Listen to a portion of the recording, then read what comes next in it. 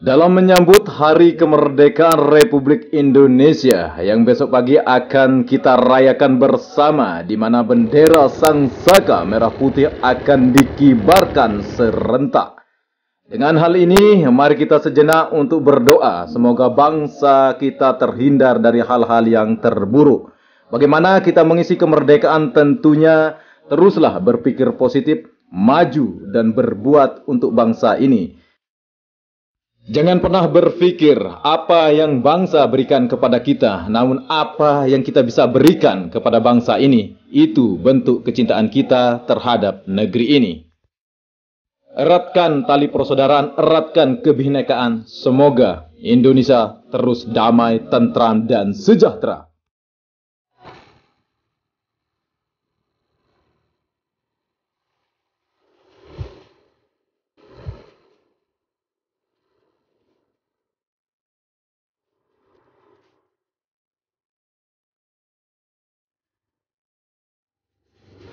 Tidak semua orang bisa beruntung, tidak semua orang bisa merasakan bagaimana sensasi aspal lapis ketiga yang saya uji di sini, bosku, menggunakan sepeda motor, dan rasanya, bosku, ya luar biasa, bosku, ya.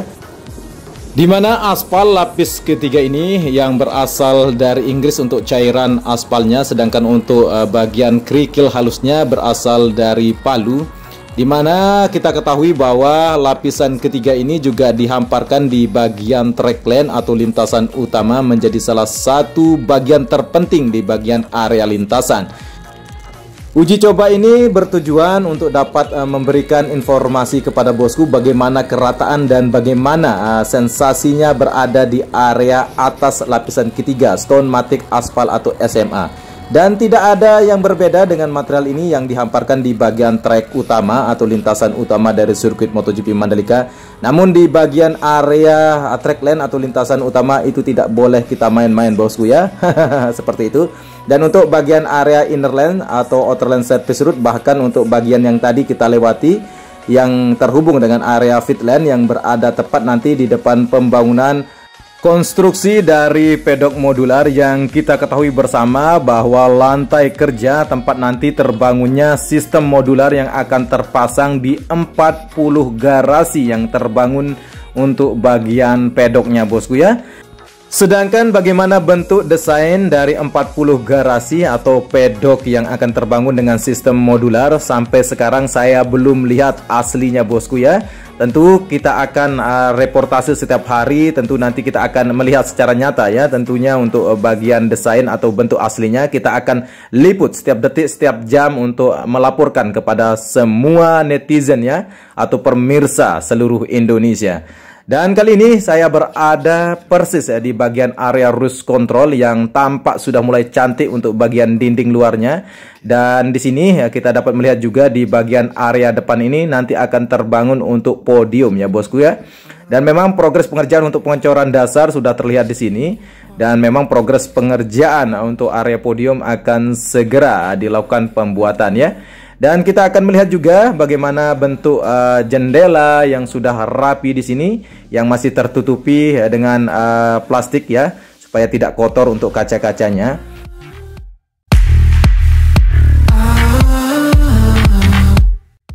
Kali ini kita dapat melihat bendera merah putih yang berkibar sangat gagah di atas bangunan cruise control, yang mana kita ketahui bahwa untuk penempatan jendela kaca sudah sangat baik di bagian dinding-dindingnya, bosku.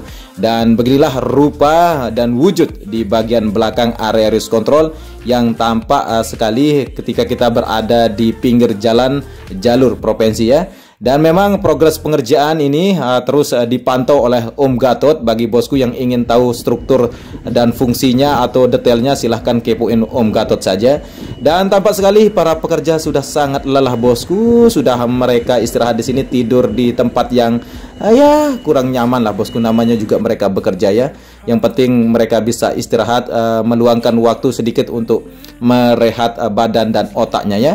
Dan selanjutnya kita akan menuju area yang tadi saya live streaming bosku, menyapa para bosku pemirsa seluruh tanah air Republik Indonesia, di mana tadi pagi kita sudah dapat pantau bagaimana aktivitas pengaspalan lapisan kedua di area runoff, dimulai dari trek ke-9 menuju tikungan ke-11 ya. Namun kali ini kita dapat melihat di mana posisi area runoff di trek ke-9 di sebelah kiri, dan sedangkan ruang yang kosong ini yang tersambung nanti dengan area track lane akan dibuatkan untuk area curve.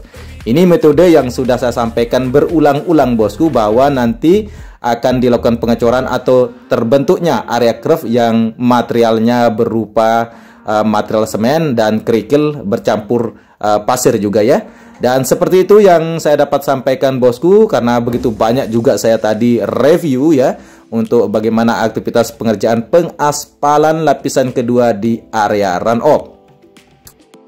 Untuk informasi kepada para bosku yang masih belum mengetahui, bahwa untuk lapisan ke-1, 2, dan ketiga juga akan dilakukan di bagian area runoff dari keseluruhan sirkuit MotoGP Mandalika, akan sejajar dengan bagian area track lane atau lintasan utama. Nanti juga ada juga pembuatan area curve ya, nanti akan sejajar ya. Untuk material yang digunakan juga sama persis, tidak ada yang berbeda. Untuk bagian lapisan pertama, juga untuk lapisan kedua, bahkan untuk lapisan ketiga juga, itu juga menggunakan Stone Matic Aspal atau SMA nanti ketika pelapisan lapisan ketiga di bagian area runoff ya bosku ya. Dan memang untuk bagian area track lane yang tempat saya berjalan tadi sudah saya perlihatkan bagaimana kondisi area yang sangat luar biasa bosku pengerjaan, di mana Mr. Graham akhirnya sudah pulang ke Australia ya.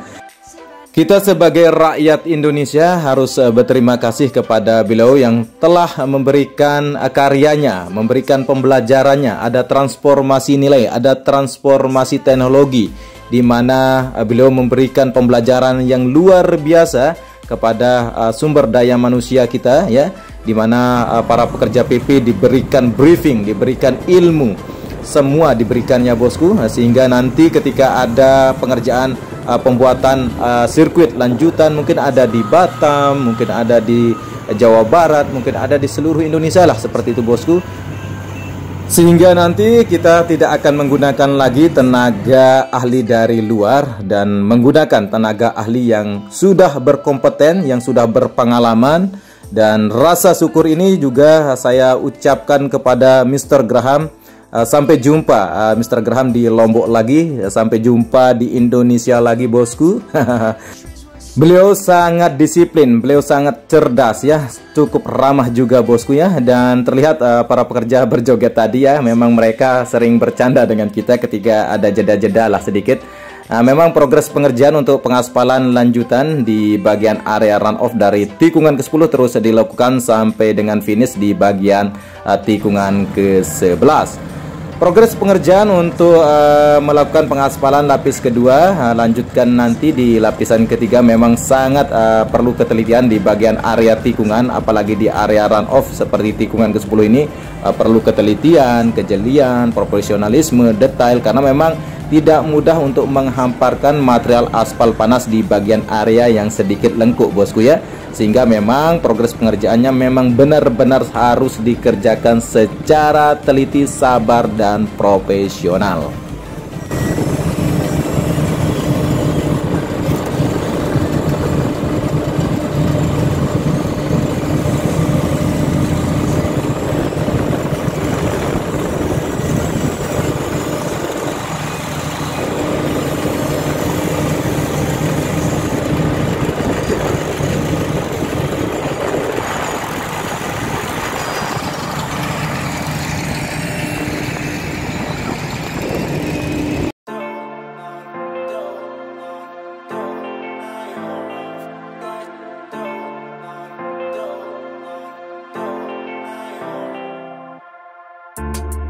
I don't wanna say anything, cause if I do I might say the wrong words. Oh no. So I'll keep my mouth shut and not listen. Afraid I'd lose you if I didn't. Till we find what we're missing. Cek tutut Tom. Apa sampean nampak dah sih ke? Oh. Ha?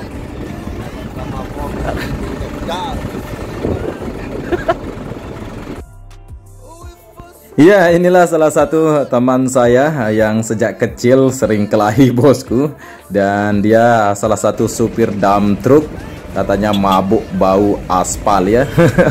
Sangat keras untuk bau-bau uap aspal ini bosku. Sangat menyengat sehingga ya kadang-kadang kalau liputan itu serasa sangat lapar, haus dan sebagainya. Ya sedikit pusing lah bosku. Apalagi panas matahari di hari ini sangat menyengat sekali ya, tidak seperti biasa. Walaupun angin-anginnya tidak terlalu kencang walaupun depan pantai. Untuk bagian area runoff ini memang sangat dekat dengan bibir pantai untuk Pantai Serenting dan Seger, sekitar 50 meter bosku jaraknya ya, sangat dekat sekali. Untuk bagian kanan yang tempat saya berjalan ini merupakan area gravel yang akan segera kita akan review bosku, yang tampak sedikit memutih ya di sini, tidak terlalu hitam ya. Untuk material gravel ini bosku memang berasal dari Lombok, tidak ada yang diambil dari luar seperti informasi yang saya dapatkan. Ini sistemnya ditambang bosku ya, jadi tidak dibuat tapi ditambang. Memang posisinya diseleksi bagian area gravel ini yang berbentuk kerikil-kerikil halus ya, yang sangat bulat juga sangat halus, yang tidak akan melukai untuk para rider ketika jatuh nanti atau ketika ada accident ya.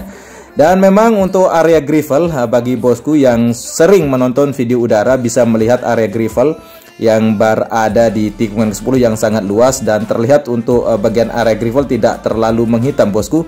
Namun ketika hujan nanti maka akan berubah menjadi sedikit gelap atau sedikit hitam.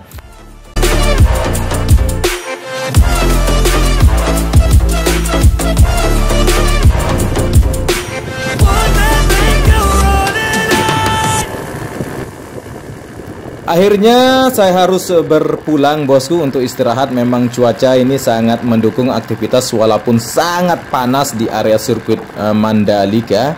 Dan beginilah yang saya dapat sampaikan dan tuturkan kepada bosku di reportase darat kali ini. Terima kasih yang sudah stay tune, terima kasih yang sudah mendukung perkembangan channel ini. Saya Edi Sundoro, salam persahabatan dari anak Lombok. Sampai jumpa di review selanjutnya di pembangunan sirkuit MotoGP Mandalika. Wassalamualaikum warahmatullahi wabarakatuh.